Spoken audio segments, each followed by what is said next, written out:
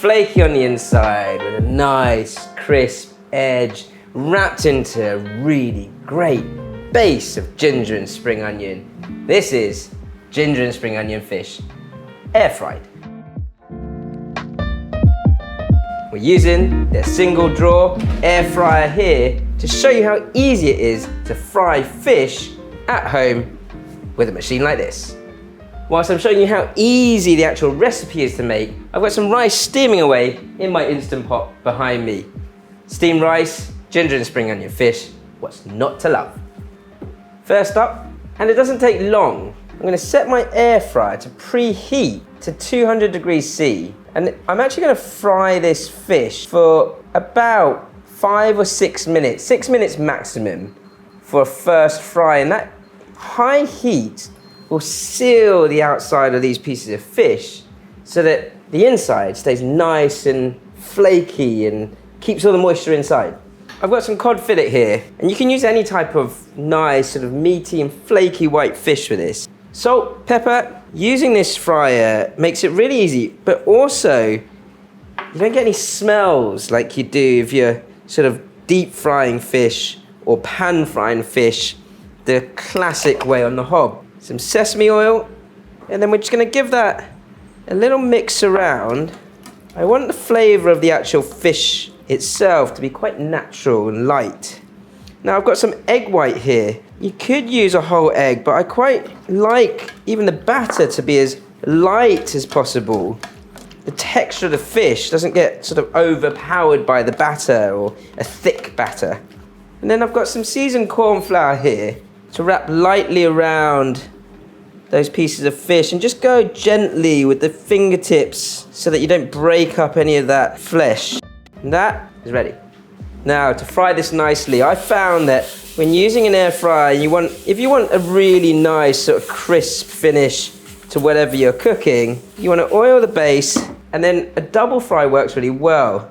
With this fish, I'd cook it ever so slightly longer than if you were frying your fish. Mainly because air frying has got this airflow technology. It's almost like halfway between frying in a pan and using an oven. Next little tip when you're air frying anything like this is just to make sure that each piece has enough space, a little bit of space in between themselves. And then you want to spray generously with your oil spray. Telling me to close basket. That's going to cook 6 minutes on the first fry. Whilst that's on its first fry, I've got plenty of time to make up a quick sauce. I've got some oyster sauce here, and this is like classic Cantonese cooking. Small amount of light soy, and then some Shaoxing rice wine. I've also got a little bit of sugar. Us Chinese, we believe that everything we cook has its own sweetness, so you're just trying to accentuate that sweetness. And then you just want to finely slice a whole load of ginger and roughly chop some spring onion. So in that first fry, that's 6 minutes, your fish pretty much perfectly cooked already.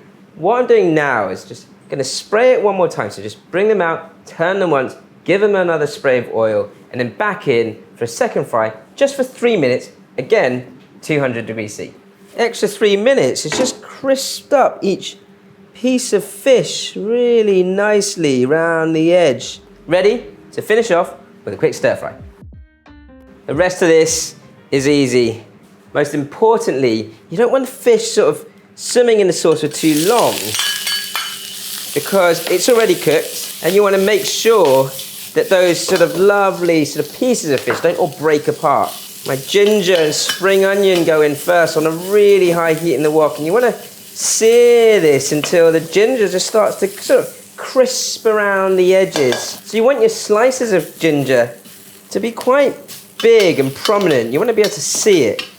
This takes about 1 to 2 minutes. Now my ginger is browning. I'm going to pour my mix of oyster sauce and light soy, rice wine, sugar into there. Allow it to bubble up and bring all that sort of flavour off the bottom of the wok of that ginger and spring onion. And then your chicken stock. I want this to be relatively saucy, so let that all go in and then bring that to a boil. Now this is interesting.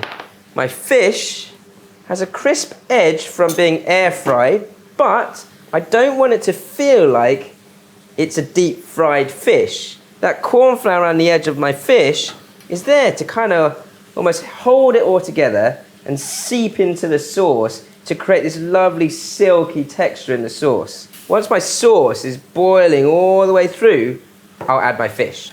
And the last bits of fish in, and you can see that corn flour kind of working its way through into the sauce. As I say, you don't want to move it around your wok too much at this point. And if you do need to get every piece into the sauce, just go from underneath rather than sort of chopping into your fillets of fish. And I'd say that sauce is at a good texture. That's done. Even when you're serving this dish up, just go carefully. Get your nice chunks of fish onto the plate from underneath. Pour the rest of the sauce over the top. So thanks to Instabrands for making stir-fried fish that much easier.